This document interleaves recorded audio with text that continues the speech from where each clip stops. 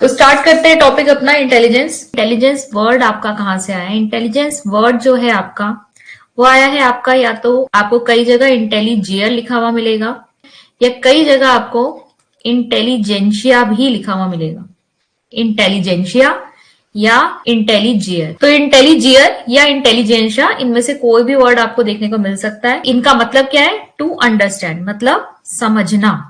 To understand या फिर समझना। तो कुछ डेफिनेशन से पहले समझने की कोशिश करते हैं कि बुद्धि यानी इंटेलिजेंस जो है उसे हम किस तरीके से समझ सकते हैं। तो पहला है आपका बिने की आपकी एक डेफिनेशन है। बिने की डेफिनेशन के according intelligence is the ability of an individual to direct his behaviour towards a goal. Binet के अनुसार इंटेलिजेंस या बुद्धि हमारी एक क्षमता है जो हमें मदद करती है किसी भी एक इंडिविजुअल को अपने व्यवहार को एक निश्चित लक्ष्य की तरफ निर्देशित करने के लिए। ठीक है, हिंदी में भी है। तो बिने के अनुसार क्या है? बुद्धि व्यक्ति की वह क्षमता है जिससे वह अपने व्यवहार को एक निश्चित लक्ष्य की ओर निर्देशित करता है।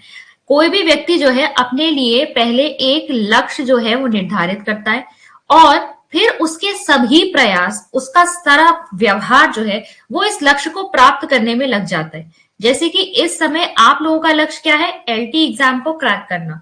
तो अब आप क्या कर रहे होगे? आप अपने इंटेलिजेंस को यूज करके आपने वो पूरी रणनीति तैयार की होगी कि किस तरीके से मैं अपने इस लक्ष्य को प्राप्त कर सकता हूं। आपने पूरा अपना टाइम टेबल क्रिएट किया होगा, आपने अपनी पूरी सिलेबस को स्टडी किया होगा, किस तरीके से मैं कहां से कौन सा टॉपिक पढ़ने वाला हूं, कहां से मैं एमसीक्यूज ट्राई करने वाला हूं, किस तरह से मैं अपनी क्लासेस लेने वाला हूं। आपने सारी चीजों को क्या किया होगा? व्यवस्थित ढंग से वो सारे के सारे किस तरफ डायरेक्ट कर दिए होंगे? अपने इस लक्ष्य को प्राप्त करने की। ठीक है, तो ये विनय का कहना था कि कोई भी व्यक्ति जब अपने इंटेलिजेंस को यूज करता है तो वो क्या कर रहा है? वो अपने लिए एक गोल डिसाइड करता है और उस गोल की तरफ अपना समस्त व्यवहार करता है। ऐसे ही बकिंगम की एक डेफिनेशन है कि intelligence is the learning ability, सीखने की क्षमता है। तो बकिंगम के अनुसार इंटेलिजेंस क्या है? सीखने की क्षमता है। जो व्यक्ति जितना ज्यादा इंटेलिजेंट होगा उसके अंदर सीखने की जो क्षमता है, जो एबिलिटी है, वो उतनी ही अधिक होगी।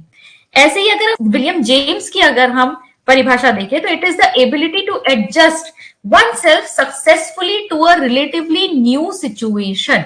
ये व्यक्ति की वह क्षमता है जिसके हिसाब से वह अपने आसपास की एनवायरमेंट के साथ तुलनात्मक रूप से परिस्थिति के साथ एडजस्ट कर लेता है। ठीक है, जो व्यक्ति जितना इंटेलिजेंट होगा वो अपने आसपास की सिचुएशन को ना उतनी जल्दी भाप जाएगा, उतनी जल्दी समझ जाएगा और उसी के अकॉर्डिंग जो है वो एडजस्ट कर लेगा। ठीक है, जैसे अगर हम किसी नए ऑफिस में जाते हैं, हम कोई नई जॉब ज्वाइन करते हैं तो हम वहां के मैनरिज्म को समझने की कोशिश करते हैं। और जो व्यक्ति जितना इंटेलिजेंट होगा वो भाई बॉस के साथ कैसा व्यवहार रखना है, अपने कलीग्स के साथ कैसा व्यवहार रखना है, अपने जूनियर्स के साथ, अपने सीनियर्स के साथ हमें किस तरीके का व्यवहार रखना है, वो उतना ही आसानी से फटाफट समझ जाएगा। हर व्यक्ति को समझ में आ जाता है कौन काम कर रहा है, कौन काम नहीं कर रहा है, किससे मुझे बना के रखनी है, किससे मुझे बच के रहना है। वो उतनी ही आसानी से वो जो है अपने इंटेलिजेंस का प्रयोग करके उसके साथ एडजस्ट कर लेता है। ठीक है, ऐसे ही टर्मन की जो है आपकी एक डेफिनेशन है कि an individual is intelligent in proportion as he is able to carry on abstract thinking. तो टर्मन ने इसे किस तरीके से परिभाषित किया है कि टर्मन का कहना है कि एक इंडिविजुअल उतना ही इंटेलिजेंट, उतना ही बुद्धिमान कहलाएगा जितनी उसकी क्षमता होती है अमूर्त चिंतन करने की। ठीक है, एक इंटेलिजेंट पर्सन जो है बहुत ही इजीली अमूर्त रूप से चिंतन कर लेता है, अमूर्त रूप से चीजों को समझ लेता है। जबकि अगर कोई इंटेलिजेंट उतना नहीं होगा व्यक्ति तो हमें उसे हर चीज ठोस रूप से बहुत ही क्लियर एग्जाम्पल्स और उदाहरण देकर समझानी पड़ती है। ठीक है, अगर कोई बहुत ज्यादा अमूर्त रूप से सोच सकता है तो वो क्या होगा? वह व्यक्ति उतना ही इंटेलिजेंट कहलाएगा। ये सब यहां से आपके ना पॉइंट्स निकल के आ रहे हैं, आपको ये सब ध्यान में रखना है। तो बुद्धि क्या क्षमता है? अपने व्यवहार को लक्ष्य की ओर निर्देशित करने की क्षमता है, सीखने की क्षमता है। ठीक है, ये सारे आपके इसके अलग अलग जो आपकी डेफिनेशंस है इनके अकॉर्डिंग आपकी वो निकल के आ रहे हैं पॉइंट्स कि बुद्धि को हम कैसे कैसे देख सकते हैं। अपेक्षाकृत नई परिस्थिति में सफलतापूर्वक समायोजित करने की क्षमता है, अमूर्त चिंतन करने की क्षमता है। चौथा पॉइंट आपका निकल के आया। वेस्टर की एक डेफिनेशन है कि intelligence is the aggregate or the global capacity of the individual to act purposefully, think rationally and to deal effectively with the environment. तो इन्होंने थोड़ा विस्तृत रूप से जो है बुद्धि के बारे में बताया है कि बुद्धि हमारी ऐसी संपूर्ण क्षमता है, वो पूरी ग्लोबल कैपेसिटी, पूर्ण रूप से अगर आप उसकी क्षमता देखें तो क्या है कि जहां व्यक्ति पर्पसफुली, उद्देश्यपूर्ण रूप से जो है कार्य कर सकता है, तर्कपूर्ण रूप से सोच सकता है और अपने आसपास के एनवायरनमेंट के साथ बहुत ही प्रभावशाली ढंग से जो है डील कर सकता है। तो ये क्या है, ये आपके वेस्टर के अकॉर्डिंग डेफिनेशन है। थॉर्नडाइक की डेफिनेशन है, intelligence may be defined in general as the power of good responses from the point of view of truth or fact. जब तथ्यों और सच के आधार पे हम एक अच्छी अनुक्रिया दे पाते हैं तो उसी को हम क्या कहेंगे, इंटेलिजेंट व्यक्ति कहेंगे। ये थॉर्नडाइक का कहना है, उत्तम क्रिया करने तथा नई परिस्थितियों में के साथ समायोजन करने की योग्यता बुद्धि। अब अगर हम एरियाज ऑफ इंटेलिजेंस की बात करें, यानी बुद्धि के क्षेत्रों की बात करें, तो यहाँ पर दो तरीके से हम इसको देख सकते हैं। पहला तो आपके बुद्धि के क्षेत्र जो थर्स्टन ने बताए, थर्स्टन के अनुसार इन्होंने 3 तरह के बुद्धि के क्षेत्र बताए हैं। पहला बताया है एब्स्ट्रैक्ट इंटेलिजेंस, जिसे हम कहते हैं अमूर्त बुद्धि, ठीक है। थर्स्टन के अकॉर्डिंग क्या है, अमूर्त बुद्धि। दूसरा इन्होंने बताई मैकेनिकल इंटेलिजेंस, जिसे हम कहते हैं यांत्रिक बुद्धि। और तीसरा इन्होंने बताया है सोशल इंटेलिजेंस, यानी सामाजिक बुद्धि। तो किसके अनुसार है ये, थर्स्टन के अनुसार। 3 तरह की क्या बताई है उन्होंने, अमूर्त बुद्धि, यांत्रिक बुद्धि और सामाजिक बुद्धि। अमूर्त बुद्धि का मतलब क्या है, एब्स्ट्रैक्ट थिंकिंग। जब हम अपने दिमाग में खाली अपने प्रतीकों, विचारों के रूप में जो है चीजों को समझ सकते हैं, तो वो क्या हो गई, अमूर्त बुद्धि हो गई। जब हम किसी चीज को एब्स्ट्रैक्टली सोच पाएंगे। मैकेनिकल इंटेलिजेंस हो गई यांत्रिक बुद्धि। ये हो गई आपकी प्रैक्टिकली, हम जब किसी मशीन से डील कर रहे होते हैं, चीजों से डील कर रहे होते हैं, बेसिकली प्रैक्टिकल टाइप की जो हुई, जब हम किसी काम को कर रहे होते हैं, जहां हमारे स्किल्स दिख रहे होते हैं, तो वो क्या हो गई आपकी मैकेनिकल इंटेलिजेंस या यांत्रिक बुद्धि। और तीसरा सोशल इंटेलिजेंस, नाम से ही समझ में आ रहा है, जब हम लोगों के साथ डील कर रहे होते हैं तो किस व्यक्ति के साथ किस समय पे कैसे बात करनी है, ये जो एक इंटेलिजेंस किसी के अंदर होती है, तो वो कहलाती है सामाजिक बुद्धि। तो ये है आपके थर्स्टन के अकॉर्डिंग। थॉर्नडाइक के अकॉर्डिंग क्या है, थॉर्नडाइक के अकॉर्डिंग सामाजिक बुद्धि, अमूर्त बुद्धि, मूर्त बुद्धि। तो 3 आप देखें ना, ध्यान रखेंगे, ठीक है। थर्स्टन के अकॉर्डिंग 3 अलग है आपके, और थॉर्नडाइक के अकॉर्डिंग क्या है, इन्होंने एक तो सामाजिक बुद्धि ही बताया, दूसरा अमूर्त बुद्धि बताया, तीसरा यांत्रिक बुद्धि की जगह इन्होंने क्या लिखा है, इसे मूर्त बुद्धि लिखा है। मतलब सब वही निकल के आ रहा है, सोशल ही रहेगा, एब्स्ट्रैक्ट वही रहेगा आपका यहाँ, लेकिन इन्होंने मैकेनिकल इंटेलिजेंस की जगह क्या वर्ड यूज किया है, यहाँ पर इन्होंने इसे मूर्त बुद्धि का, ठीक है। मतलब वही निकल के आ रहा है, जब आप चीजों से, मशीनों के साथ डील कर रहे हैं, ठोस रूप से अगर आप कोई क्रिया या कौशल का इस्तेमाल कर रहे हैं, तो वो मैकेनिकल या मूर्त बुद्धि कहलाई। ऐसे ही अब अगर हम फंक्शंस ऑफ इंटेलिजेंस देखें, वैसे काफी सारी चीजें हमें परिभाषा से ही क्लियर हो गई हैं, पर फिर भी एक बार हम पॉइंट वाइज देख लेते हैं। तो पहला आपका क्या है, बुद्धि व्यक्ति के व्यवहार को लक्ष्य की ओर निर्देशित करती है। फिर यह किसी को नई स्थिति में समायोजित करने में मदद करती है। तीसरा पॉइंट है आपका कि यह एक व्यक्ति को भौतिक और सामाजिक वातावरण को अपनाने में मदद करती है। ये एडजस्टमेंट से ही रिलेटेड हो गया आपका, जो आसपास का आपका फिजिकल एनवायरनमेंट है, जो आपका सोशल एनवायरनमेंट है, जब आप उसके अंदर आसानी से जो है डील कर पाते हैं, तो इसके मतलब आप एडजस्ट कर पाते हैं, तो ये आपकी एक बुद्धिमान व्यक्ति की पहचान है। फिर चौथा है आपका, यह नई चीजें सीखने और नई समस्याओं को हल करने में मदद करती है। जो व्यक्ति जितना इंटेलिजेंट होगा, उसके सामने जब भी कोई नई प्रॉब्लम आती है, कोई नया चैलेंज आता है, तो वो उसके साथ बहुत ही इजीली डील कर पाता है। फिर है पांचवा आपका, यह व्यक्ति को तर्क संगत रूप में सोचने और उद्देश्यपूर्ण कार्य करने के लिए निर्देशित करती है। यानी अगर व्यक्ति इंटेलिजेंट है तो किस चीज के पीछे क्या रैशनल या क्या तर्क निकल के आ रहा है, वो उसको ढंग से सोच पाएगा, आइडेंटिफाई कर पाएगा, और साथ ही साथ उस डायरेक्शन में जहां उसका पर्पस फुलफिल हो रहा होगा, उस उद्देश्य को पूर्ण करने के लिए तर्कपूर्ण रूप से सोचकर सही दिशा में कार्य भी कर पाएगा। ठीक है, ये आपके फंक्शंस है बुद्धि के। अब देखिए फैक्टर्स कौन से हैं जो बुद्धि को अफेक्ट करते हैं, यानी किसी व्यक्ति के अंदर जो इंटेलिजेंस है वो किन किन कारकों से प्रभावित होती है। तो सबसे पहला तो आपका हर जगह यही निकल के आता है, जो हम सीडीपी में हर जगह पढ़ते हैं, वो है आपका हेरिडिटी एंड एनवायरमेंट, अनुवांशिकता और पर्यावरण। ये दो ऐसे कारक हैं जो आपको हर जगह मिलेंगे ही मिलेंगे, जो आपको प्रभावित करते हैं। तो अनुवांशिकता और वातावरण दोनों ही बुद्धि को प्रभावित करते हैं। कुछ आपके जन्मजात आपके अंदर इंटेलिजेंस होती है, हम बच्चों में भी देख लेते हैं ना, कोई बच्चा खेल खेल में, खिलौनों में भी जब इस तरह से डील कर रहा होता है कि हमें समझ में आ जाता है ये बच्चा तो बड़ा इंटेलिजेंट निकलेगा।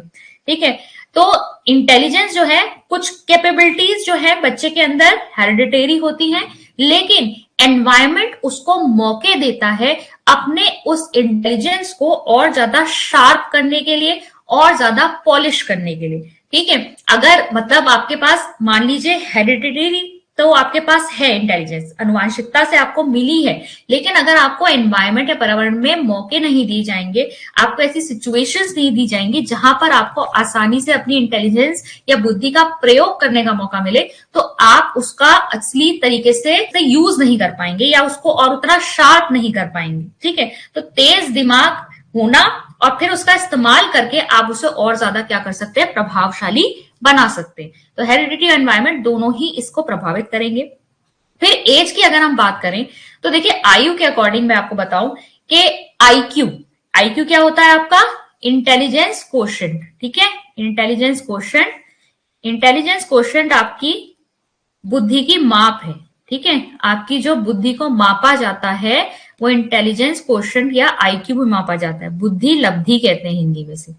ठीक है, बुद्धि लब्धि। तो बुद्धि जो है, ये आईक्यू जो है, ये माना जाता है कि 20 वर्ष की आयु तक तो बढ़ता है। ठीक है, आईक्यू लगातार 20 वर्ष की आयु तक इंक्रीज होता है। इसके बाद काफी समय तक जो है स्टेबल रहेगा, स्थिर रहेगा, और फिर एक एज के बाद ये आपका डिक्रीज होने भी शुरू हो जाता है। जैसे आपने ओल्ड लोगों के अंदर देखा होगा कि कई ओल्ड लोग जो होते हैं ना, उनका आईक्यू थोड़ा डिक्रीज होता है, उनको चीजें थोड़ा काफी डिटेल में समझानी पड़ती है, उन्हें आसानी से चीजें समझ में नहीं आती। तो आईक्यू का ये पैटर्न है कि आपका जन्म से लेकर 20 वर्ष की आयु तक आईक्यू इंक्रीज होगा, इसके बाद ये कुछ समय तक स्थिर हो जाएगा, और फिर जब ओल्ड एज की बात आती है तो वहां पर ये डिक्रीज होना शुरू हो जाता है। ठीक है, फिर तीसरा, अगर हम हेल्थ की बात करें या फिजिकल डेवलपमेंट की बात करें, तो स्वास्थ्य का और शारीरिक विकास का बुद्धि के ऊपर सीधा सीधा प्रभाव पड़ता है। हम कहते हैं ना कि healthy mind lives in a healthy body. एक स्वस्थ शरीर में ही स्वस्थ मस्तिष्क जो है वो निवास करेगा। तो अगर व्यक्ति शरीर से स्वस्थ नहीं होगा तो उसका जो इंटेलिजेंस या बुद्धि है वो भी उतनी अच्छी नहीं आएगी, क्योंकि आपके जितने भी ग्रोथ के अलग अलग डोमेन्स हैं, आपके अलग अलग जो physical, mental development, intellectual development, ये सारी जितने भी हैं वो सब एक दूसरे से इंटर रिलेटेड है। अगर किसी एक में जो है अगर आपका कम रह जाएगा डेवलपमेंट, तो उसका असर बाकी सब पे भी पड़ेगा। तो फिजिकल डेवलपमेंट प्रॉपर अगर नहीं होगा, अगर बच्चे की हेल्थ अच्छी नहीं है, शारीरिक रूप से वो स्वस्थ नहीं है, तो ना क्लास में ध्यान लगाएगा, ना उसका और चीजों में ध्यान लगेगा, उसका मानसिक विकास कैसे होगा। स्वास्थ्य और जो शारीरिक विकास है उसका सीधा सीधा प्रभाव पड़ता है आपके बौद्धिक विकास पर। फिर अगर जेंडर की बात करें तो यहाँ पर ये माना जाता है कि जो मेल होते हैं, जो मेन होते हैं, उनमें यांत्रिक बुद्धि अधिक होती है। बेसिकली प्रैक्टिकल चीजों से वो ज्यादा डील कर पाते हैं, उनके अंदर बेसिकली मूल रूप से उनके अंदर मैकेनिकल या यांत्रिक बुद्धि अधिक है। जबकि विमेन या गर्ल्स की अगर हम बात करें तो वो ह्यूमन रिलेशनशिप्स को, इमोशंस को ज्यादा अच्छी तरीके से समझती है, इसलिए वो उनसे ज्यादा अच्छी तरीके से डील कर पाती है। तो ये ऐसा नहीं है कि कोई कम है कोई ज्यादा है, पर ये अमूमन देखा गया है प्रैक्टिस में कि मेन में यांत्रिक बुद्धि, प्रैक्टिकल ज्यादा होते हैं, वो मैकेनिकल, उनके अंदर इंटेलिजेंस अधिक होती है। लेकिन लड़कियों के अंदर ह्यूमन रिलेशनशिप को समझने की टेंडेंसी, इमोशंस, भावुकता ज्यादा होती है, इसलिए उनके अंदर उस तरह की इंटेलिजेंस ज्यादा है। ठीक है, सोशल इंटेलिजेंस कह लीजिए या ह्यूमन एस्पेक्ट से जुड़ी हुई इंटेलिजेंस। फिर अगर हम रेस की बात करें, ठीक है, कि कौन किस रेस से जुड़ा हुआ है, तो ऐसा कोई भी एविडेंस नहीं मिलता है जहां से हमें ये पता चले कि किसी पर्टिकुलर जाति या विशेष के जो लोग होते हैं उनमें ज्यादा इंटेलिजेंस होती है या किसी में कम होती है। इसका कोई भी प्रभाव इसमें नहीं है, कोई भी रिलेशनशिप इसमें नहीं है। हमको इंटेलिजेंट लोग हर रेस में मिल सकते हैं। ठीक है, फिर है कल्चर, संस्कृति का अगर हम देखें तो देखिए संस्कृति का प्रभाव पड़ता है। क्यों पड़ता है? संस्कृति कैसे प्रभाव डाल रही है? संस्कृति आपके एनवायरमेंट को चेंज कर देती है। बेसिकली लोग जिस कल्चर में रहते हैं उसका एनवायरमेंट उनके लिए उसी तरीके की अपॉर्चुनिटीज प्रेजेंट करता है, और जिस तरह के अवसर व्यक्ति को मिलेंगे उसी से उसकी इंटेलिजेंस उस क्षेत्र में ज्यादा डेवलप होगी। ठीक है, तो जैसे ट्राइबल एरियाज में देख लीजिए तो उन लोगों को जंगलों वगैरह में रहने की आदत होती है, तो उनके अंदर वहां की इंटेलिजेंस बहुत ज्यादा है, वहां के एरिया को समझने की इंटेलिजेंस ज्यादा होगी। कोई अगर अर्बन एरिया में रहता होगा तो उसके अंदर अलग तरह की इंटेलिजेंस होगी। तो कल्चर या संस्कृति, कहाँ से आप निकल के आ रहे हो, वहां का एनवायरमेंट जो है वो चेंज हो जाता है। जैसी आपके पास अपॉर्चुनिटी कल्चर प्रेजेंट करेगा, उस तरह की इंटेलिजेंस आपके अंदर ज्यादा डेवलप होगी। ठीक है। और फिर अगर हम सोशल और इकोनॉमिक कंडीशन की बात करें तो यहां पर भी हमें कोई भी ऐसा एविडेंस नहीं मिलता जो ये बताए कि आर्थिक स्थिति जो होती है या सामाजिक स्थिति तो फिर भी हो सकती है, लेकिन आर्थिक स्थिति से कोई सीधा संबंध ऐसा नहीं है। कोई ज्यादा अगर रिच है तो इंटेलिजेंट है या कोई ज्यादा पुअर है तो इंटेलिजेंट है, ऐसा कुछ भी नहीं होता है। ठीक है, आर्थिक स्थिति से भी जुड़ा हुआ नहीं है। फिर यहां तक अब हमने बात करी फैक्टर्स की और आपके एरियाज की। अब हम बात करेंगे आपकी थ्योरीज ऑफ इंटेलिजेंस। ठीक है, तो बुद्धि के सिद्धांत में आपका सबसे पहला जो आता है वो है आपका, यहां पर हम फैक्टर से रिलेटेड आपकी थ्योरीज देखेंगे तो सबसे पहले है आपकी वन फैक्टर, या हम इसे कहते हैं यूनी फैक्टर या यूनिटरी थ्योरी या मोनार्किक थ्योरी। ठीक है, एक कारक, एकात्मक या राजशाही अधिनायकवादी सिद्धांत भी इसको कहते हैं। अब एक कारक सिद्धांत जो है, इससे अगर आप किसी एक नाम को जोड़ना चाहें तो आप जोड़ सकते हैं एल्फ्रेड बिने को। ठीक है, एल्फ्रेड बिने, इनका नाम जोड़ा जा सकता है आपका यूनिफैक्टर थ्योरी से। अब देखिए, ये आपकी काफी पहले जो मानी जाती थी वो की थ्योरी है, और इनका कहना ये था कि पूरे हमारी जो एक सामान्य बुद्धि हमारे अंदर होती है, एक कॉमन सेंस, एक जनरल इंटेलिजेंस, सामान्य ज्ञान हमारे अंदर होता है जो हर क्षेत्र में, हाँ, हर काम में जाता है, और हमारी सारी एक्टिविटीज जो है वो इस कॉमन सेंस से ही चलती हैं। ऐसा मानना था, ये काफी आपकी ओल्ड थॉट है, ये आपका पुराना माना जाने वाला सिद्धांत है। ठीक है, और आज अगर हम देख लें तो आज के साइकोलॉजी इसे बिल्कुल डिनाई कर देते हैं, ऐसा कुछ नहीं होता। इनका कहना था कि मतलब पर्टिकुलरली किसी एरिया की बात नहीं हो रही है, एक सामान्य बुद्धि एक व्यक्ति के अंदर होगी, अगर उसके अंदर कॉमन सेंस है तो वो हर क्षेत्र में इंटेलिजेंट होगा, इनका कहना ये था। लेकिन क्या हमें अपने डे टू डे लाइफ में ऐसा देखने को मिलता है?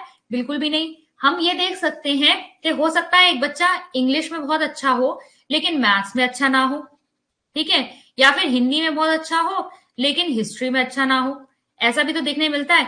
अगर हम इस थ्योरी के ऊपर जाएं तो इस थ्योरी के अकॉर्डिंग तो अगर किसी के अंदर कॉमन सेंस या जनरल इंटेलिजेंस है तो वो तो हर क्षेत्र में अच्छा करेगा, लेकिन ऐसा हमें प्रैक्टिकली देखने को नहीं मिलता।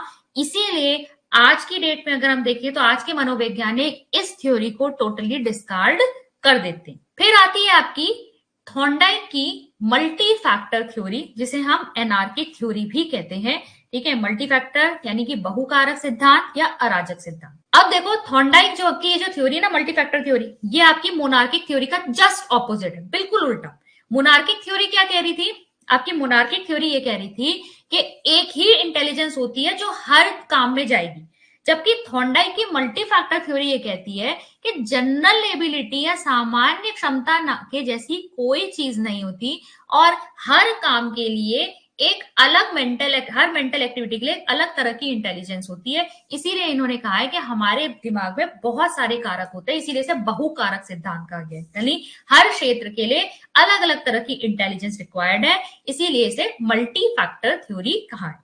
ठीक है, अब एक इंपॉर्टेंट चीज आपके लिए जानना जरूरी है कि इन्होंने इंटेलिजेंस के 4 गुण बताए, 4 गुण। ठीक है, थॉर्नडाइक के अनुसार ये दिए गए हैं, लेवल, रेंज, एरिया, स्पीड। या आप याद रखेंगे किसने दिए हैं? थॉर्नडाइक ने दिए हैं। एक तो इनका बहुकारक सिद्धांत है, फिर हमने एरियाज भी पढ़े थे आपके, अभी थॉर्नडाइक ने एरियाज भी दे रखे थे। एरियाज में उन्होंने बताया था सोशल इंटेलिजेंस और आपका concrete intelligence and abstract intelligence, यानी सामाजिक बुद्धि, मूर्त बुद्धि, अमूर्त बुद्धि। और फिर इन्होंने दिए हैं 4 गुण बताए हैं इन्होंने किसके? इंटेलिजेंस के। अब 4 गुण क्या है देखो, सबसे पहला है लेवल। लेवल जिसे हम कहेंगे स्तर। ठीक है, अब लेवल क्या है? लेवल का मतलब किस डिफिकल्टी के टास्क जो है एक व्यक्ति कर सकता है। कॉम्प्लेक्सिटी की बात हो रही है, जटिलता की बात हो रही है। ठीक है, कि मान लो व्यक्ति जो है वो किस हद तक कर सकता है, मतलब एक ए लेवल की चीज है, एक बी लेवल की चीज है। बी लेवल ज्यादा कठिन है, लेकिन अगर कोई बी लेवल तक की चीज भी कर सकता है, इसका मतलब उसका कॉम्प्लेक्सिटी, जटिलता की हाई लेवल तक पहुंचने का उसके अंदर क्षमता है। ठीक है, तो लेवल का मतलब हुआ कि जो आपका टास्क है उसकी कठिनता कितनी है, जटिलता कितनी है। दूसरा होता है आपका रेंज। रेंज का मतलब होता है कि एक ही डिफिकल्टी लेवल के कितने नंबर ऑफ टास्क कोई व्यक्ति कर सकता है। अब यहाँ पर ये जितने भी टास्क हम लिखेंगे 1 2 3 4 5 6, ये 6 के 6 टास्क सेम डिफिकल्टी लेवल के हैं। इनकी जटिलता का स्तर या कठिनाई का स्तर एक बराबर है, लेकिन रेंज कितने रेंज के जो चीजें हैं वो एक ही कठिनता के स्तर पर व्यक्ति कर सकता है। फिर आता है आपका एरिया।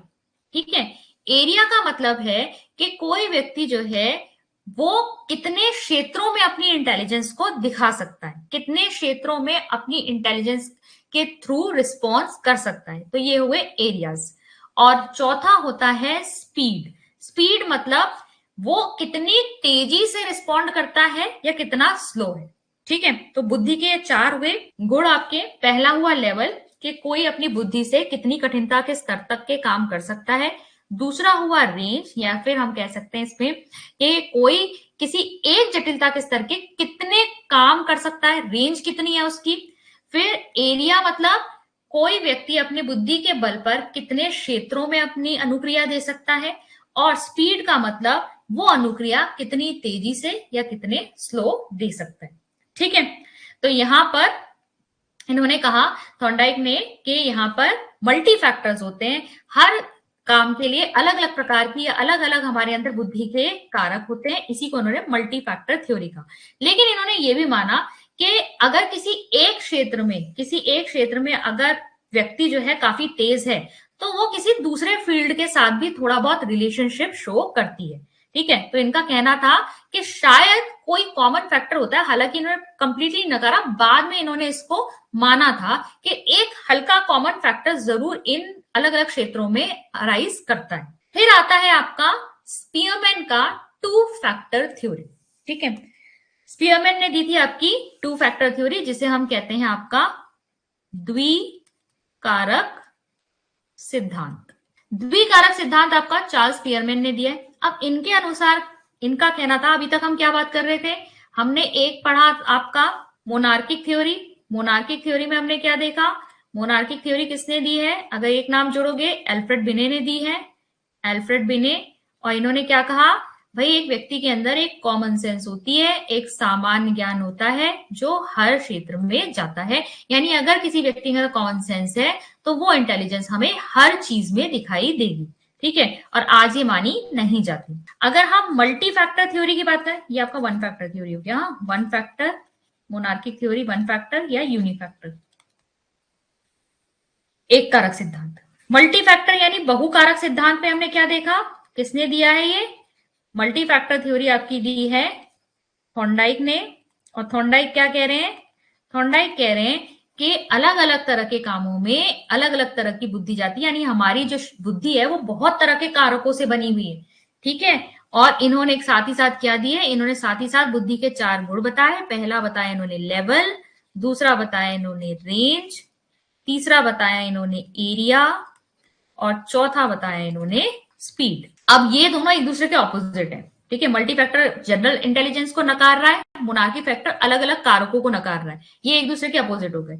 इस सब के बाद आई स्पीयरमैन की टू फैक्टर थ्योरी, द्विकारक सिद्धांत। इन्होंने दोनों चीजों को लिया। उन्होंने कहा एक तो हमारी बुद्धि बनी है एक जनरल इंटेलिजेंस से, एक तो है हमारे अंदर एक जनरल इंटेलिजेंस, यानी कि हमारे अंदर एक सामान्य बुद्धि है। ठीक है, सामान्य बुद्धि, और साथ ही साथ किसी एक विशेष क्षेत्र से जुड़ी हुई हमारे अंदर एक विशिष्ट बुद्धि भी होती है। यानी अगर हम बहुत सारे क्षेत्रों में काम कर रहे हैं तो हर क्षेत्र से जुड़ी हुई हमारे अंदर एक विशिष्ट बुद्धि होगी। तो अगर मैं जनरल इंटेलिजेंस को रिप्रेजेंट करूं तो मैं इसे रिप्रेजेंट करूंगी जी से। और अगर मैं विशिष्ट बुद्धि, जिसे हम इंग्लिश में कहते हैं स्पेसिफिक इंटेलिजेंस, किसी एक क्षेत्र से जुड़ी हुई स्पेसिफिक इंटेलिजेंस को अगर मैं रिप्रेजेंट करना चाहूं तो मैं किसी एक क्षेत्र से जुड़ी तो S1, दूसरे से जुड़ी है तो S2, तीसरे से जुड़ी है तो S3, ऐसे करूंगी। अगर मैं एक ओवरऑल फॉर्मूला लिखूं तो स्पीयरमैन के अकॉर्डिंग मेरे पास ओवरऑल जो मेरी बुद्धि है वो किससे बनी हुई मिली है मुझे, एक तो सामान्य बुद्धि प्लस जितने भी क्षेत्र हैं S1 plus S2 plus S3, ऐसे करके सो ऑन, ऐसे करके एक फॉर्मूला तैयार हो जाएगा मेरे पास। ठीक है, और इसको इन्होंने डायग्रामेटिकली भी ऐसा दिखाया है। देखो एक तो बीच में दिखाई इन्होंने जी, ये तो क्या है हमारी सामान्य बुद्धि। इसके बाद इन्होंने S1 से जुड़ी हुई एक विशिष्ट बुद्धि, S2 से जुड़ी हुई, S3, फिर S4, अलग अलग विशिष्ट बुद्धियां जितनी होंगी। यहाँ पे तुमने चार ही अगर लिए हैं काम, अगर बहुत ज्यादा काम होंगे तो यहाँ पे उतनी ही स्पेसिफिक इंटेलिजेंस आती जाएगी। ठीक है, कई जगह आपको डायग्राम इस तरीके का मिलेगा, जितने काम होंगे उतनी तरह की विशिष्ट बुद्धि होंगी। अब देखो, एक दो चीजें ध्यान में रखना। एक तो इन्होंने बताया कि इतनी तरह की विशिष्ट बुद्धि है, और देखो इन विशिष्ट बुद्धियों में कोई भी कॉमन फैक्टर नहीं है, सिर्फ ये जनरल इंटेलिजेंस आ रही है। अदरवाइज अगर मैं मान लो ये अगर किसी डॉक्टर को रिप्रेजेंट कर रहा है, ये किसी नर्स को रिप्रेजेंट कर रहा है, ये डॉक्टर के अंदर जो स्पेसिफिक इंटेलिजेंस वो जो है वो अलग है, और नर्स के अंदर अलग है, जबकि बहुत सारी कॉमन चीजें हैं इनके बीच में, लेकिन इन्होंने उस चीज को कंसीडर नहीं किया। स्पीयरमैन ने बेसिकली इनका एक मतलब वो भी निकल के आता है कि क्रिटिसिज्म था कि इन्होंने ये चीज नहीं देखी कि बहुत सारे जो काम होते हैं उनमें बहुत सारे कॉमन फैक्टर्स भी होते हैं। इन्होंने हर स्पेसिफिक जो आपकी बुद्धि है उसको एकदम अलग बता दिया था। दूसरा देखो इनका ये आया कि ये जो इतना बड़ा फॉर्मूला इन्होंने बना दिया है, इनका तो कहना है, नाम तो दे रहे हो तुम टू फैक्टर थ्योरी, यानी इसमें सिर्फ दो ही कारक होने चाहिए, लेकिन मुझे तो यहाँ बहुत सारे कारक दिखाई दे रहे हैं। ठीक है, 5 तो मुझे यही दिखाई दे रहा है, और जितने काम बढ़ते जाएंगे उतनी ही स्पेसिफिक इंटेलिजेंस यहाँ पर हो जाएंगी। ठीक है, तो ये आपका चार्ल्स स्पीयरमैन की टू फैक्टर थ्योरी है, और इस पे क्वेश्चन आपका बहुत बनते हैं। सबसे पहले तो आपसे ये पूछ लेते हैं कि स्पीयरमैन की टू फैक्टर थ्योरी में जी क्या है। ठीक है, ये फॉर्मूले के ऊपर बेस्ड आपके क्वेश्चन आ जाते हैं। ठीक है, इसमें पूछ लेंगे आपसे जी क्या है, तो जी क्या है आपका सामान्य बुद्धि। कभी पूछ लेते हैं एस क्या है, तो एस क्या है आपकी विशिष्ट बुद्धि। ठीक है, और ए आपकी टोटल इंटेलिजेंस है, जो आपकी सामान्य और कई तरह की विशिष्ट बुद्धियों से मिलकर बन रही है। अब हम बात करेंगे आपके प्राइमरी मेंटल एबिलिटीज की। ठीक है, प्राइमरी मेंटल एबिलिटीज में देखेंगे, इसे आप कहते हैं प्राथमिक मानसिक क्षमताएं, या फिर हम इसे कहते हैं ग्रुप फैक्टर थ्योरी। तो ग्रुप फैक्टर थ्योरी जो है आपकी किसने दी है, ग्रुप फैक्टर थ्योरी। ठीक है, या फिर हम इसे प्राइमरी मेंटल एबिलिटीज भी कहते हैं। ठीक है, प्राथमिक मानसिक क्षमताएं। तो इनका कहना था, थर्स्टन ने दी है ये। ठीक है, लुई एल थर्स्टन ने आपकी दी है। तो इन्होंने एक अलग ही तरह की जो है सिद्धांत दिया।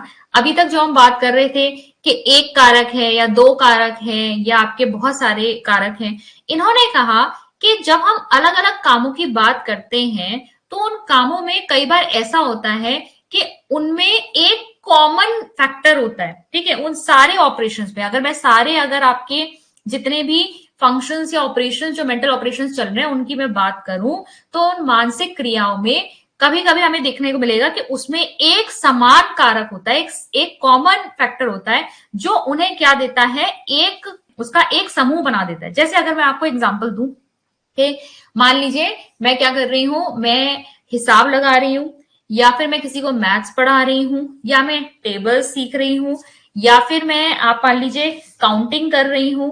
ठीक है, अगर मैं कोई भी काम ऐसा कर रही हूं जहां पर मैं नंबर से डील कर रही हूं, तो मैं तभी कर पाऊंगी जब मेरे अंदर न्यूमेरिकल एबिलिटी होगी। ठीक है, एक न्यूमेरिकल एबिलिटी या फिर नंबर से डील करने की मेरे अंदर क्षमता होगी, मुझे काउंटिंग समझ में आए, मुझे मैथमेटिकल ऑपरेशन समझ में आए, तब जाकर मैं इस तरह के कामों को कर पाऊंगी। तो ये जितने भी मेंटल ऑपरेशंस हैं, इन सारे मेंटल ऑपरेशंस में मुझे क्या लग रहा है, एक कॉमन या प्राइमरी फैक्टर लग रहा है, एक प्राथमिक कारक यहां पर निकल के आ रहा है, जो मुझे इन सारे मेंटल ऑपरेशंस में हेल्प कर रहा है। किससे रिलेटेड, अभी जो मैंने आपको एग्जांपल दिया वो एक इस तरह के एग्जांपल थे जिसमें मैं सब जगह नंबर से डील कर रही थी। तो जब हमें कुछ मेंटल ऑपरेशंस में ऐसा एक प्राइमरी फैक्टर, एक प्राथमिक, एक कॉमन फैक्टर नजर आता है, तो हम उनको एक साथ एक समूह में रख सकते हैं, और इसीलिए हम उनको क्या कहते हैं, सबको ग्रुप फैक्टर कहते हैं। ठीक है, समूह कारक सिद्धांत। एक समूह में आपकी एक प्राइमरी मेंटल एबिलिटी लग रही है। अब देखो यहां पर जो आपके थर्स्टन है, इन्होंने 7 तरह की प्राइमरी मेंटल एबिलिटीज दी हैं, और कई जगह अगर आप बुक्स देखोगे ना, तो उसमें आपके इन्हीं में कभी कभी ऐसा है डिवाइड कर करके इन्होंने 9 तक भी कर दी है, लेकिन मुख्य रूप से जो इन्होंने दी है वो 7 प्राइमरी मेंटल एबिलिटीज दी है। तो हम उसी तरीके से पढ़ेंगे इन्हें।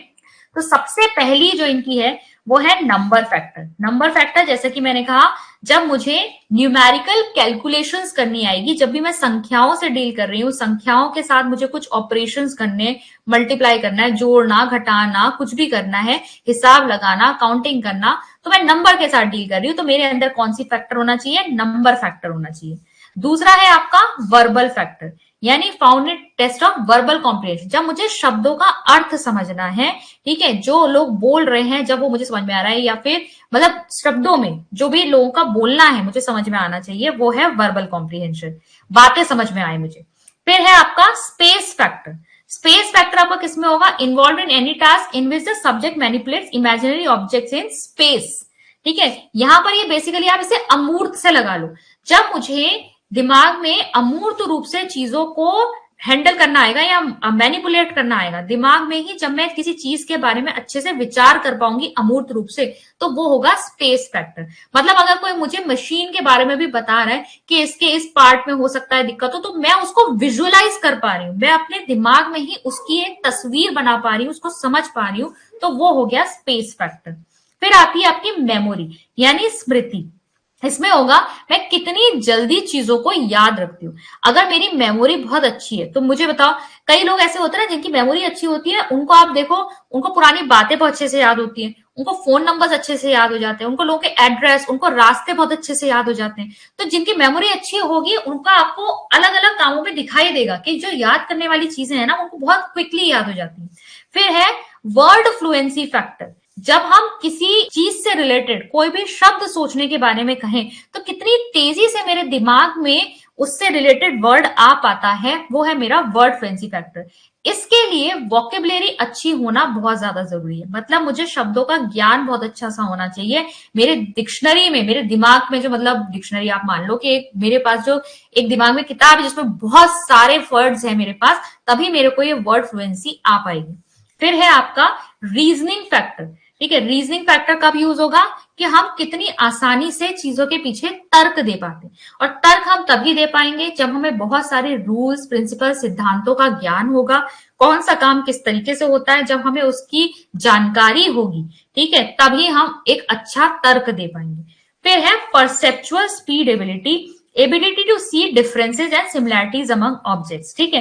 किस तरीके से हम चीजों को परसीव करते हैं। परसीव करना मतलब होता है अपने सेंसेस के थ्रू जो हम चीजें ग्रहण कर रहे हैं ना अपने दिमाग में, वो होता है परसेप्शन, ठीक है। सेंसेस से एक ही तरह के, मैंने बताया एक ही तरह की अगर फिल्म कोई देख रहा है तो जो सिनेमा हॉल में बैठे हुए इतने सारे लोग होते हैं, हर व्यक्ति का अपना दृष्टिकोण होता है। किसी को फिल्म अच्छी लगेगी, किसी को नहीं लगेगी, किसी को समझ में आएगी, किसी को नहीं समझ में आएगी, सबका अपना अपना दृष्टिकोण होगा। हालांकि सबने सेंसेस वही यूज किया, आंखों से देख रहे हो, कानों से सुन रहे हो, चीजों को आप समझ रहे हो, लेकिन सबका परसेप्शन, सबका दृष्टिकोण अलग होगा, ठीक है। तो आप कितनी आसानी से चीजों के बीच में डिफरेंसेस देख पाते हैं, सिमिलैरिटीज देख पाते हैं, वो आपका क्या हुआ, आपके ग्रहण करने की जो एबिलिटी है, परसीव करने की जो एबिलिटी है, वो यहां पर आती है। तो 7 तरह की आपकी क्या हुई? प्राइमरी मेंटल एबिलिटीज हुई। पहला हुआ आपका न्यूमेरिकल फैक्टर, संख्या कारक, ठीक है, संख्या कारक हुआ सबसे पहले, जिसे हम आंकिक क्षमता कहेंगे। फिर मौखिक कारक हुआ वर्बल फ्लुएंसी, शाब्दिक अर्थ क्षमता, ठीक है। फिर हुआ स्थानिक क्षमता, जब मैं दिमाग में इमेजिन कर पा रही हूँ, कल्पना कर पा रही हूँ। फिर है स्मृति क्षमता, कितनी जल्दी से मैं याद कर सकती हूँ। शब्द प्रवाह क्षमता, मेरे अंदर दिमाग में कुछ सोचते ही मुझे कितने अच्छे से दूसरे शब्द जो है मेरे दिमाग में आ जाते हैं। तर्क क्षमता, ठीक है, रीजन कितने अच्छे से दे पाती हूँ। प्रत्यक्ष ज्ञानात्मक गति क्षमता, मैं वस्तु में अंतर और समानता कितनी जल्दी देख पाती हूँ। ये 7 आपकी प्राइमरी मेंटल एबिलिटीज हुई। बहुत ही इंपॉर्टेंट एक आपका यहां से क्वेश्चन बनता है, थर्स्टन ने आपका दिया था test of primary mental abilities, PMA test. बहुत इंपॉर्टेंट क्वेश्चन है, पिछली बार भी आपके टेस्ट वगैरह बहुत पूछे गए हैं, ध्यान में रखेंगे। पीएमए टेस्ट किसने दिया है? थर्स्टन ने दिया, लुइस एल थर्स्टन ने दिया है PMA test, test of primary mental abilities, ठीक है, ये ध्यान में रखेंगे, इंपॉर्टेंट क्वेश्चन है यहाँ से। अब देखो आलोचना ये निकल के आती है कि इन्होंने जो सामान्य कारक है ना उसको बिल्कुल नेग्लेक्ट कर दिया। इन्होंने कहा, इन्होंने ग्रुप तो बना दिए कि एक पर्टिकुलर ग्रुप के जो आपके ऑपरेशंस हैं उसमें आपकी इस तरह की प्राइमरी मेंटल एबिलिटी, एक प्राथमिक मानसिक क्षमता जा रही है, लेकिन इन सभी में भी एक कॉमन जो है आपकी एक क्षमता हो सकती है। तो उस सामान्य कारक को, एक जनरल इंटेलिजेंस को इन्होंने बिल्कुल ही डिस्कार्ड कर दिया था। ये इनकी आलोचना थी। हालांकि जब इन्होंने एक फाइनल वर्जन जब दिया था, रिवाइज किया था अपनी थ्योरी को, तो इन्होंने माना था कि इन 7 विशिष्ट क्षमताओं के अलावा एक सामान्य कारक भी होना चाहिए जो इन सब में उपस्थित होता है। अब हम आते हैं हार्वर्ड गार्डनर की थ्योरी पे। हार्वर्ड गार्डनर ने आपकी एक बहुत ही फेमस बुक लिखी है, frames of mind, the theory of multiple intelligence. 1983 में इन्होंने बुक लिखी थी, अभी भी जिंदा है गार्डनर। और हार्वर्ड गार्डनर जो थे, इन्होंने जो आईक्यू टेस्टिंग होती है ना, उसको बिल्कुल ही नकार दिया। उन्होंने कहा ये तुम आईक्यू टेस्ट से क्या नाप रहे हो? आईक्यू टेस्ट से तुम कभी भी ना बुद्धि को मेजर नहीं कर सकते, तुम बुद्धि को माप नहीं सकते हो आईक्यू वगैरह से। जो पर्सन की एबिलिटी होती है, उसकी जो बुद्धि होती है, वो तुम इस तरीके से कोई टेस्ट करके थोड़ा ना मापोगे। उसके अंदर जो बुद्धि है वो उसके प्रोफेशन में या उसके फील्ड में दिखती है। जिस फील्ड में वो व्यक्ति काम कर रहा होता है, जिसमें उसका इंटरेस्ट होता है, जिस क्षेत्र में वो आगे बढ़ रहा होता है, उसमें उसकी बुद्धि दिखती है। यानी कि एक व्यक्ति के अंदर वो बुद्धि होती है जिस बुद्धि को लेकर या जिस क्षेत्र में वो कार्य कर रहा होता है। ठीक है, यानी आईक्यू जैसी किसी भी चीज को हार्वर्ड गार्डनर ने नकार दिया था। तो क्वेश्चन यहाँ पे भी बन जाता है कि कौन है, अगर आईक्यू टेस्टिंग या आईक्यू टॉपिक को ही अगर किसी ने बिल्कुल ही नकार दिया हो तो वो है आपके हार्वर्ड गार्डनर। ठीक है, ये आईक्यू टेस्टिंग को कुछ भी वेटेज नहीं देते। तो इनका कहना है कि अगर हमें किसी पर्सन की एबिलिटीज को, उसकी इंटेलिजेंस को समझना है तो हमें उसके क्षेत्र को देखना चाहिए कि वो कौन से क्षेत्र से जुड़ा हुआ है। यहाँ पे आप वैसे 9 हो चुके हैं अगर हम रिवाइज देखें, लेकिन एनसीईआरटी के अकॉर्डिंग ना आपके जो है एनसीईआरटी के अकॉर्डिंग 8 ही हैं, तो आप इन 8 को ही देखोगे।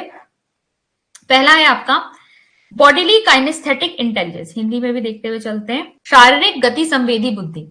अब देखो, शारीरिक गति संवेदी बुद्धि किसमें होती है? ये उन लोगों में होती है जो अपने शरीर को बहुत अच्छी तरीके से अलग अलग फॉर्म्स में ले जा सकते हैं, उनको बहुत अच्छे अच्छे फॉर्मेशंस में प्रयोग कर सकते हैं। जैसे जो डांसर्स होते हैं या जो एथलीट्स होते हैं, डांसर्स, एथलीट्स, जिमनास्ट, जो अपनी बॉडी को ना बहुत अच्छे अच्छे फॉर्मेशंस में ले जा सकते हैं। और इसका हाईएस्ट फॉर्म होता है अकॉर्डिंग टू एनसीईआरटी, ठीक है, इनका हाईएस्ट फॉर्म होता है सर्जन।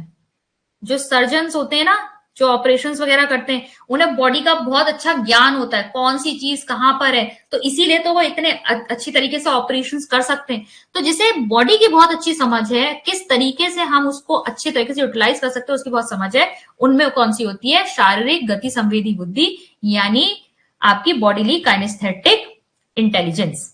सेकेंड है आपकी, इस पे क्वेश्चन देखो दोनों तरह से बनता है।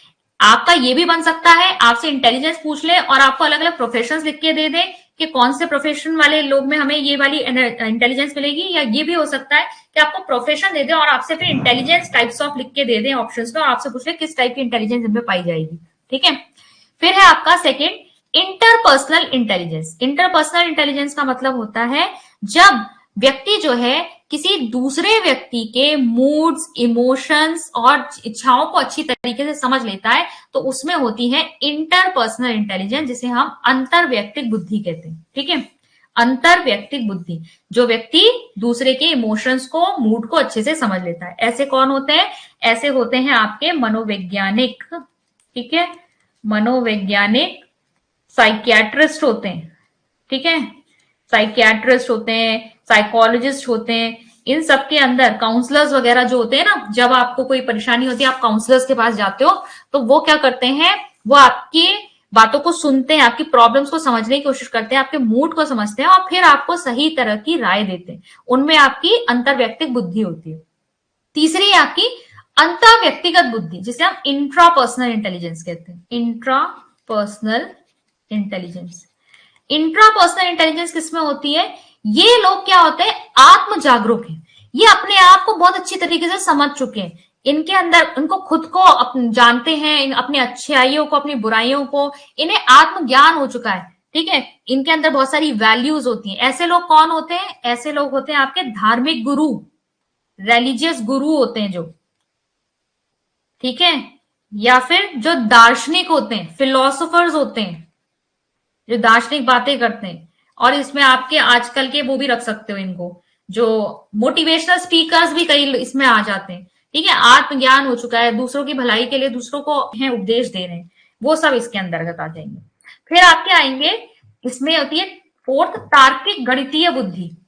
ठीक है, तार्किक गणितीय बुद्धि, logical mathematical intelligence. Logical mathematical intelligence किसमें होगी? जो तर्क दे पाते हैं, ठीक है, न्यूमेरिकल पैटर्न्स को समझ पाते हैं, ये आपके मैथमेटिशियंस हो जाएंगे, साइंटिस्ट वगैरह हो जाएंगे, वो सब आपके किसमें आ जाएंगे? लॉजिकल मैथमेटिकल इंटेलिजेंस वालों में आ जाएंगे। फिर होती है म्यूजिकल इंटेलिजेंस। म्यूजिकल इंटेलिजेंस यानी संगीतज्ञ बुद्धि। तो संगीतज्ञ बुद्धि किसमें होगी? जिसको रिदम की, पिच की, उसकी बड़ी अच्छी जानकारी, सुर ताल वगैरह का बहुत अच्छा ज्ञान होगा, उनके अंदर होती है म्यूजिकल इंटेलिजेंस। ठीक है, इसमें आपके क्या आ जाएंगे, इसमें आपके आ जाएंगे म्यूजिशियंस, सिंगर्स, कंपोजर्स, ये सारे इसके अंदर आ जाते हैं। नेचुरलिस्टिक इंटेलिजेंस, प्राकृतिक बुद्धि। प्राकृतिक बुद्धि किसके अंदर होती है, ability to recognise and categorise animal, plants and other object, जिन्हें प्रकृति का बहुत अच्छा ज्ञान होता है। ठीक है, प्रकृति के पास बहुत करीब होते हैं ये, इन्हें प्रकृति से प्रेम होता है, ये प्रकृति को बचाना चाहते हैं। ठीक है, ये एनिमल्स को, प्लांट्स को, इनको इतना करीब रहते हैं, इनके अलग अलग इनमें प्लांट्स को वर्गीकृत कर सकते हैं, जिसमें इस पे आपके आ जाते हैं बोटैनिस्ट, जूलॉजिस्ट, ये बेसिकली जो प्रकृति प्रेमी होते हैं ना, वो इसके अंतर्गत आते हैं। फिर है आपका verbal linguistic intelligence. Verbal linguistic intelligence आपकी होती है मौखिक भाषाई बुद्धि। ठीक है, इन्हें शब्दों के साथ खेलना बहुत अच्छा आता है, इनका शब्दों का ज्ञान बहुत अच्छा होता है, ये अर्थ, ध्वनियां, मौखिक कौशल इनके बहुत अच्छे होते हैं। ये कौन कौन होते हैं इसमें, इसमें आपके आ जाएंगे राइटर्स, पोएट्स, ओरेटर्स, जो स्पीकर्स होते हैं। ठीक है, वो सब इसके अंदर आ जाएंगे, शब्दों के धनी होते हैं ये। और लास्ट होते हैं आपके दृश्य स्थानिक बुद्धि। ठीक है, स्पेशियल इंटेलिजेंस होती है जिनके अंदर ये छवियों और चित्रों में सोचने की क्षमता रखते हैं। Visual spatial intelligence, capacity to think in images and pictures to visualise accurately and abstractly. इसमें आपके कौन कौन आ जाएंगे, इसमें आपके आ जाते हैं मैकेनिक्स, पेंटर्स, स्कल्प्टर्स, मूर्तिकार। ये क्या कर सकते हैं, देखो पेंटर क्या होता है, जो कैनवस पे उसे पेंट करना होता है ना, अपने दिमाग में पहले एक बहुत अच्छी तस्वीर वो सोचता है, जो कैनवस पे वो उतार रहा है ना, उसने अपने दिमाग में कहीं ना कहीं एक चित्र बना रखा है, उसी को वो कैनवस पे उतार रहा है। ऐसे एक मूर्तिकार भी क्या होता है, अपने दिमाग में कुछ उसने एक विजुअलाइज कर रखा है एक चीज को, और उसी को वो एक मूर्ति का रूप दे रहा है। ऐसे ही मैकेनिक्स वाले भी हो गए, जो एक मशीन को डिजाइन कर रहे हैं, जो एक मशीन के बारे में सोच रहे हैं, कहीं ना कहीं उनके दिमाग में उसका एक लेआउट है पूरा, और उसके बाद वो उसे प्रैक्टिकली उतार रहे हैं जमीन पर। ठीक है, तो ये सारे आपके क्या आ जाएंगे, ये सब आपके विजुअल स्पेशल इंटेलिजेंस में आ जाएंगे। बहुबुद्धि का सिद्धांत काफी इंपॉर्टेंट है, ध्यान में रखेंगे आप। एक तो फ्रेम्स ऑफ माइंड, इन्होंने the theory of multiple intelligence लिखी है बुक इन्होंने। दूसरी बात आप इनकी ध्यान में रखेंगे कि इन्होंने आईक्यू का जो आपका कॉन्सेप्ट है उसको नकार दिया था, और इनका मानना था कि बुद्धि किसमें दिखाई देगी, किसी व्यक्ति के कार्य में दिखाई देगी, जिस क्षेत्र से वो जुड़ा हुआ है उसमें हम ज्यादा अच्छी तरीके से पहचान सकते हैं कि उसके अंदर किस तरीके की बुद्धि है। और इस प्रकार से इन्होंने 8 तरह की बुद्धि दी। एक 9वां प्रकार भी मैं आप लोगों को बता देती हूँ। 9वां प्रकार जो वैसे इन्होंने बताया है वो है आपका एग्जिस्टेंशियलिज्म। एग्जिस्टेंशियलिज्म, एग्जिस्टेंशियलिज्म ये होता है जब हम बहुत हायर ऑर्डर के क्वेश्चंस पूछते हैं कि मैं इस दुनिया में क्यों आया हूं, मेरे या इस दुनिया की संरचना क्यों हुई है। इस तरह के जब हायर वाले क्वेश्चंस जब हम पूछते हैं तो वो होता है जब हम अपनी ही एग्जिस्टेंस को चैलेंज कर रहे हैं, अपने अस्तित्व को जब हम चैलेंज कर रहे हैं, इनके बारे में हम हायर क्वेश्चंस पूछते हैं ना, तो वो है आपका एग्जिस्टेंशियलिज्म। ठीक है, वो 9वीं प्रकार की है, लेकिन वैसे अगर आप एनसीईआरटी चेक करोगे ना तो आपको वहां 8 ही प्रकार मिलेंगे। तो इन केस अगर आंसर पूछा जाता है कितने टाइप की है तो वो 8 ही आना चाहिए, क्योंकि तभी आप एनसीईआरटी से उसको चैलेंज भी कर पाओगे। अगर आपसे क्वेश्चन ये डिबेटेबल भी हुआ बाद में तो भी आप एनसीईआरटी का तो वहां पे दे ही सकते हो रेफरेंस।